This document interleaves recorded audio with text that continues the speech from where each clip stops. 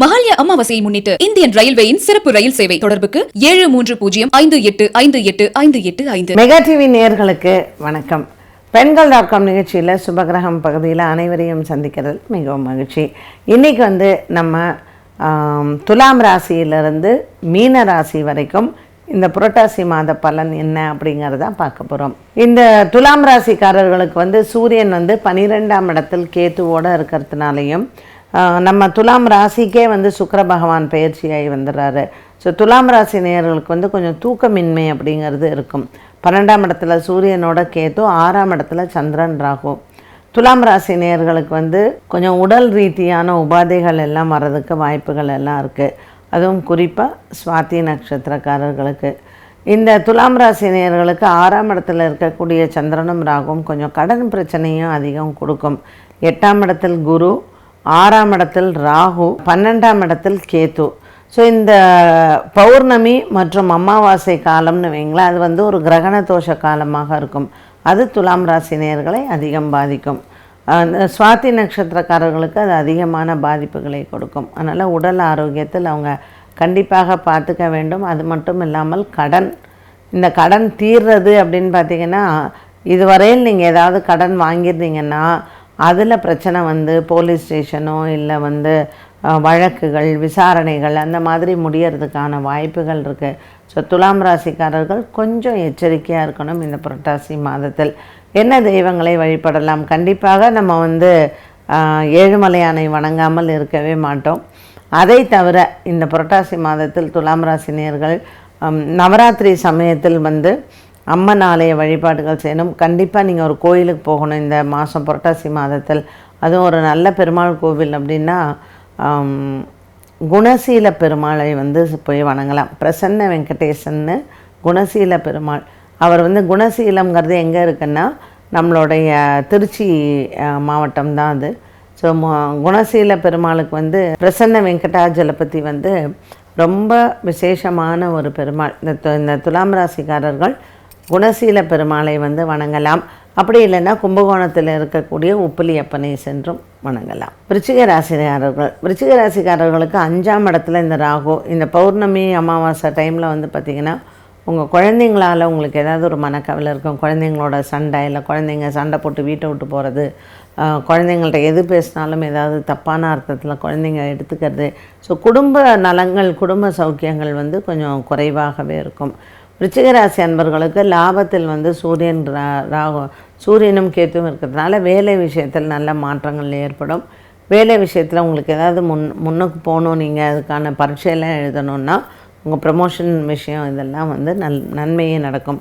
உயர் அதிகாரிகளோட ஒரு நல்ல பாண்டிங், ஒரு உறவில் ஏற்படக்கூடிய ஒரு திருப்தி கண்டிப்பாக இருக்கும். விருச்சிக ராசி நேயர்கள் புரட்டாசி மாதத்தில் செவ்வாய்க்கிழமை தோறும் முருகப்பெருமானையும் மற்றும் சனிக்கிழமை தோறும் ஆஞ்சநேயரையும் வழிபாடு செய்யலாம். இந்த அமாவாசை பௌர்ணமி திதிகளில் கருடனை வணங்குவது சிறப்பு. தனுசு ராசி அன்பர்களுக்கு இந்த காலகட்டத்தில் ரொம்பவுமே ஒரு குரு பகவான் 6ஆம் இடத்துல இருக்கார், ராகு 4ல், இப்போ சூரியன் கேதுவோட 10ல்.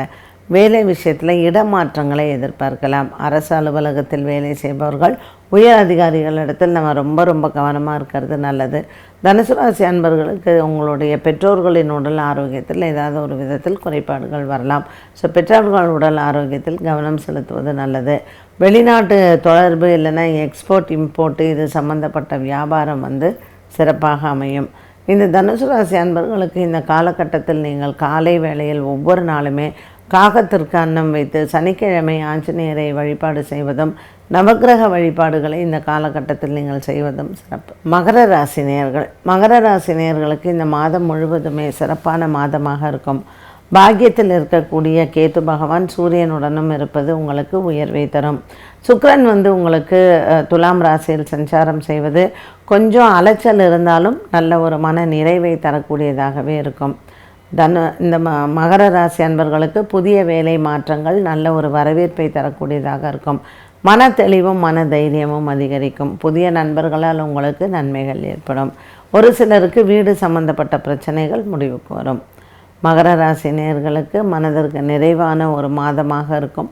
புரட்டாசி மாதம் திங்கட்கிழமை தோறும் மகாவிஷ்ணுவினுடைய வழிபாடும் பௌர்ணமி அமாவாசை திதிகளில் நீங்கள் எல்லை தெய்வத்தை வழிபாடு செய்வதும் சிறப்பு. கும்பராசினியர்களுக்கு இந்த புரட்டாசி மாதம் முழுவதும் அலைச்சல்கள் அதிகமாக இருக்கும். கொடுக்கல் வாங்கலில் இவர்களுக்கு நல்ல மாற்றங்கள் உண்டு. இந்த கும்பராசியில் இருக்கக்கூடியவர்களுக்கு ஏறத்தாழ 11 நாட்கள் நீங்கள் விநாயகரை வழிபாடு செய்யலாம். ஸோ இந்த 11 நாட்கள் எந்த ஒரு 11 நாட்கள்னாலும் நீங்கள் எடுத்து செய்யும் பொழுது இந்த மாதம் உங்களுக்கு நஷ்டங்கள் ஏற்படாமல் இருக்கும். 11 நாட்கள் நெய் தீபங்கள் இல்லைன்னா நெய் ஆலயத்திற்கு தானம் பண்ணலாம். குறிப்பாக ஏதாவது ஒரு அம்மன் ஆலய வழிபாடு சிறந்தது.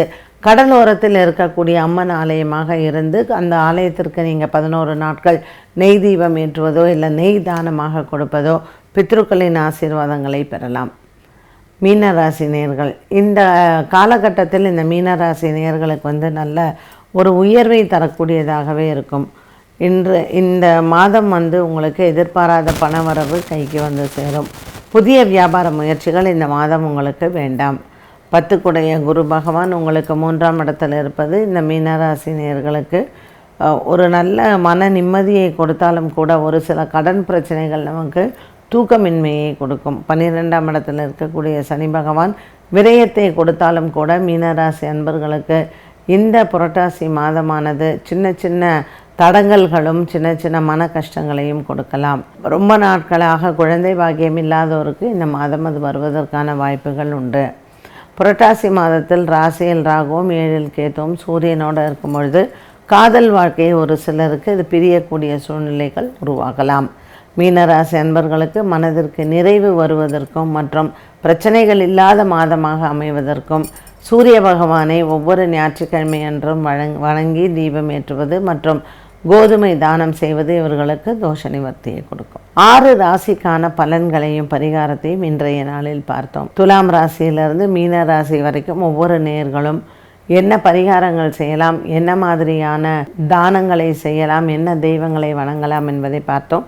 மீண்டும் சந்திக்கும் வரை நன்றி, வணக்கம். மகாலய அமாவாசையை முன்னிட்டு இந்தியன் ரயில்வேயின் சிறப்பு ரயில் சேவை. தொடர்புக்கு 7305858585.